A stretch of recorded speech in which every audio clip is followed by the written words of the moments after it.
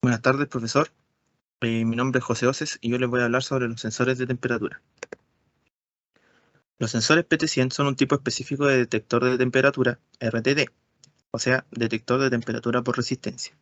La medida de temperatura utilizando sondas de resistencia depende de la variación de resistencia en función de la temperatura, que es propia del elemento de detección. El elemento consiste usualmente en un arrollamiento de hilo muy fino del conductor adecuado bobinado entre capas de material aislante y protegido con un revestimiento de vidrio o de cerámica.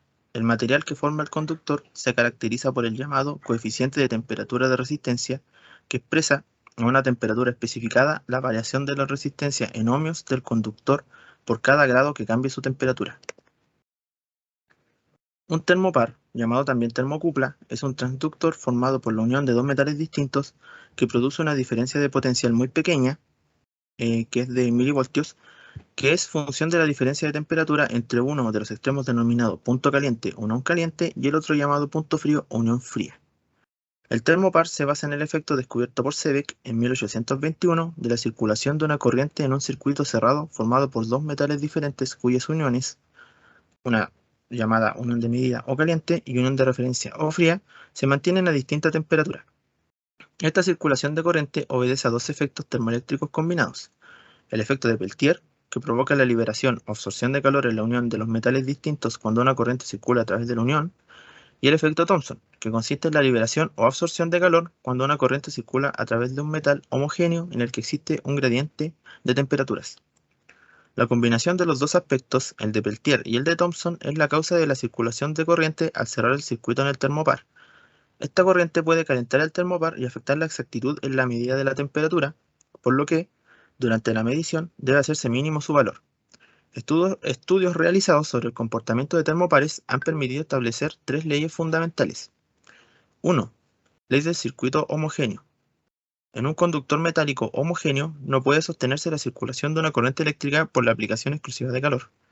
2. Ley de los metales intermedios. Si en un circuito de varios conductores la temperatura es uniforme, desde un punto de soldadura a otro punto B, la suma algebraica de todas las fuerzas electromotrices es totalmente independiente de los conductores metálicos intermedios y es la misma que si pusieran en contacto directo A y B. Y 3. Ley de las temperaturas sucesivas.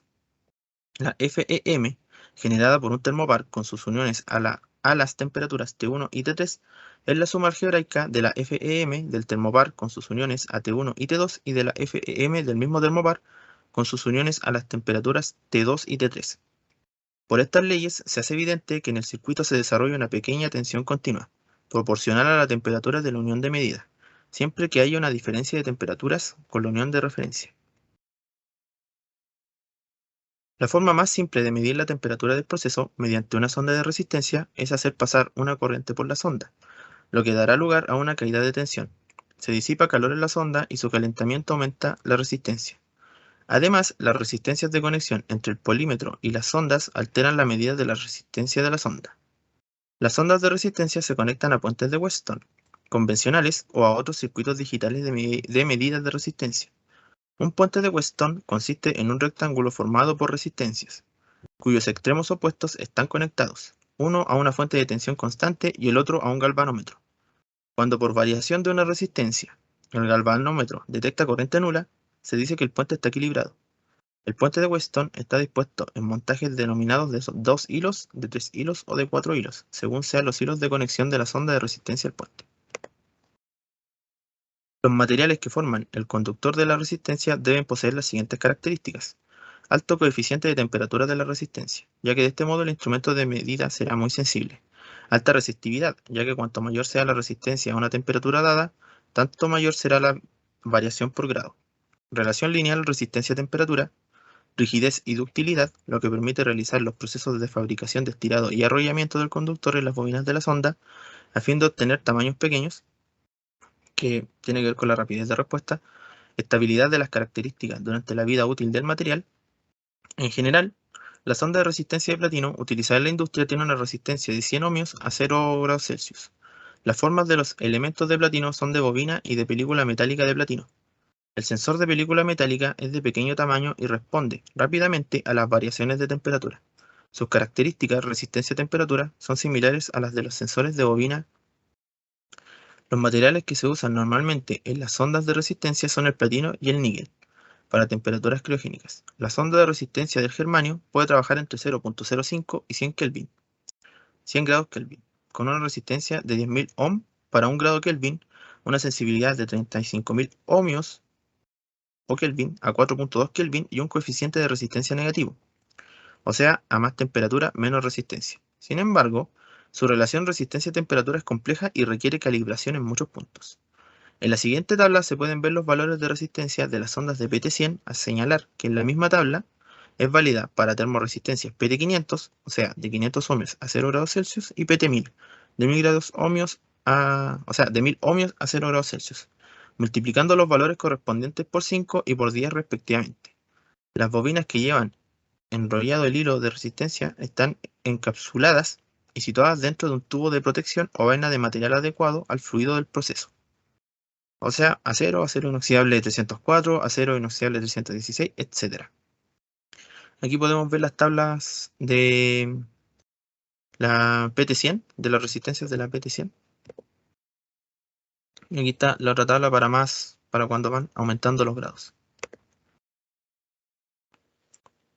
Para el caso del calor, temperatura y la transferencia de calor en la PT100, los RTD, también conocidos como termómetros a resistencia o termómetros de resistencia, funcionan por transducción de temperatura a partir de la dependencia entre la temperatura del material con su resistencia eléctrica. Es por esto por lo que pueden transformar una variación de temperatura en una variación de resistencia eléctrica, lo que hace más sencillo el cálculo del valor de la temperatura. La transferencia de calor es el intercambio de energía calorífica. Se puede realizar por uno o varios de los siguientes medios. Por conducción, que es por difusión entre materiales sólidos o fluidos. Por convección, que es por el movimiento de un fluido entre dos puntos. O por radiación, que es por ondas electromagnéticas. En la siguiente tabla se pueden ver algunos valores de tolerancia de las ondas PT100 según IEC 751. Y aquí podemos ver la clasificación y tolerancias de las ondas de resistencia de 100 ohms cuando posee grado A y cuando posee grado B. Y una tabla de resistencia versus temperatura dependiendo del material del que esté hecho la PT100. Para la escala de valores de la PT100, podemos ver aquí que tenemos una escala de temperatura en grados Fahrenheit y de resistencia en ohmios. Y aquí podemos apreciar que mientras más va aumentando la temperatura, también va aumentando la resistencia. Para el mismo caso va para los Fahrenheit. Por lo que se podría establecer que poseen una proporcionalidad directa. O sea, una proporción directa. Si sube temperatura, sube resistencia. Y para la escala de transmisores podemos tener que poseemos transmisores neumáticos, electrónicos convencional, electrónico inteligente y digital. La señal de los neumáticos van de 3 a 15 psi y 0 a 2 o 1 bar, con una exactitud de más o menos 0.5%. El electrónico convencional manda una señal de 4 a 20 mA y tiene una exactitud de más o menos 0.5% o más o menos 0.1%. El electrónico inteligente de 4 a 20 mA es su señal y tiene una exactitud de más o menos 0.2%. Y el digital manda una señal digital y tiene una exactitud de más o menos 0.01%. Viendo las ventajas de un transmisor neumático, podemos ver que es rápido, pero posee una desventaja al aire limpio. Es sencillo, no guarda información, posee distancias limitadas, es de mantenimiento caro y es sensible a vibraciones. El transmisor electrónico convencional es rápido, pero es sensible a vibraciones y ruidos eléctricos y a derivas térmicas. El electrónico inteligente, que es de 4 a 20 mA, posee mayor exactitud, es intercambiable, estable, fiable, tiene un campo de medida más amplio y bajo coste de mantenimiento. Pero la desventaja es que es lento. El electrónico inteligente o señal digital tiene mayor exactitud, más estabilidad, es fiable, autodiagnóstico, comunicaciones bidireccionales, configuración remota, campo de medida más amplio, bajo coste de mantenimiento, inmunidad a ruidos eléctricos y menor número de instrumentos en stock para recambios. Pero es lento y tiene un coste más alto de los instrumentos.